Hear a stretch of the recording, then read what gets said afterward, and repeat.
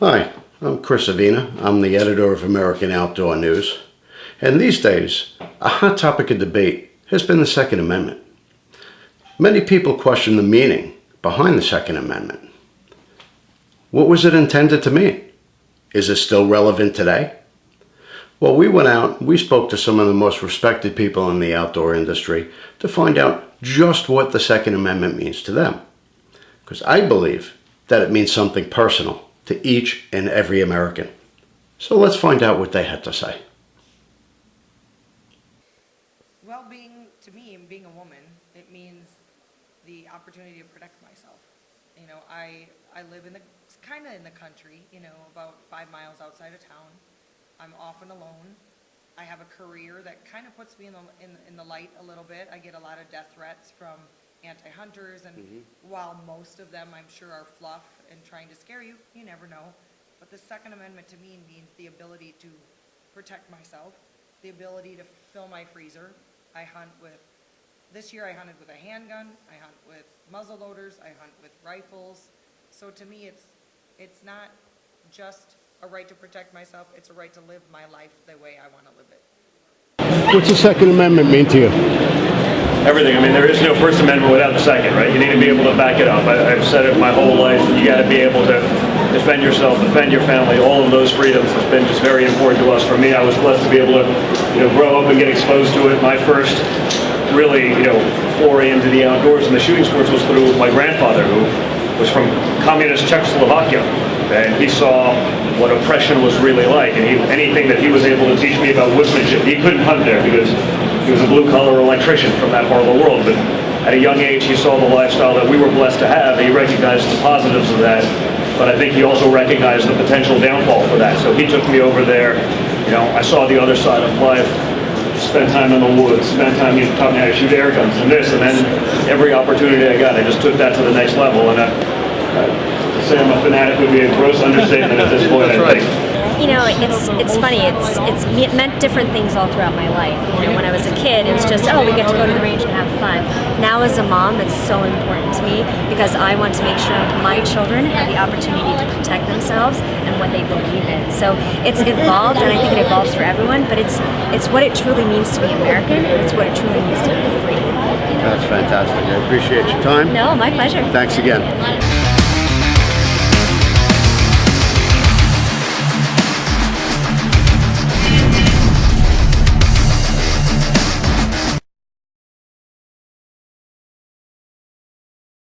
How do you feel about national reciprocity? Listen, I'd love to get it done, but Congress has to work on that too, right? It doesn't just magically appear. People will say, well, it doesn't just happen. So, if Congress, we got to think about that for 2020. Think about who you're actually electing.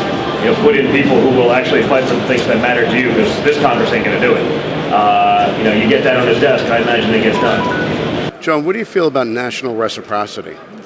I think national reciprocity, as long as it's a legal, legitimate, qualified CCW, gun-carrying member of the public, should be allowed to have reciprocity in every state. Obviously, we travel border to border. If that person is certified and qualified and has met those standards, legal and ethically, to carry that weapon, there's no reason they shouldn't be allowed to carry that weapon in other states just because they crossed a border. Certainly I think, and I've seen over the years, concealed carry permits have been nothing but effective for those carrying them. And when someone is trained and has a CCW, we really don't see them having to use that weapon very often, if at all, many times. Same thing with a well-trained police officer with an overt weapon, other than when we have that, unfortunate incident where we have to, be presented with deadly force and deal with it accordingly. But for the privately, ethically armed citizen, it should definitely be allowed. Especially when you can't depend on law enforcement from any agency to be everywhere all the time, especially the way this country is laid out with the population base. What do you think about national reciprocity? I think that is a very important movement and a very important legislation that should pass, especially because, if I am a good citizen, I went through all the legal process to own a firearm in Texas, for example, have my conceal and carry license, and then I want to go to another state. Right now, out of this, if I don't have that reciprocity, my conceal and carry doesn't have that reciprocity in my state. So then what happens? You know, and what about if I have to go to, I've traveled by myself most of the time alone. Yeah. So who's going to be there to protect me when I'm traveling? Gun ranges, especially gun ranges, most of the time are in the middle of nowhere. Uh-huh. I have found myself in situation like where I am just driving. There's not even street lights or anything, and so I think it's something important for citizens and everybody to understand that, and I believe it's something that should happen. Now, as a competitive shooter, they're obviously in different states. So national reciprocity is a must for you. Yeah, it is. It all depends. Obviously most of the matches, it depends where the matches are happening.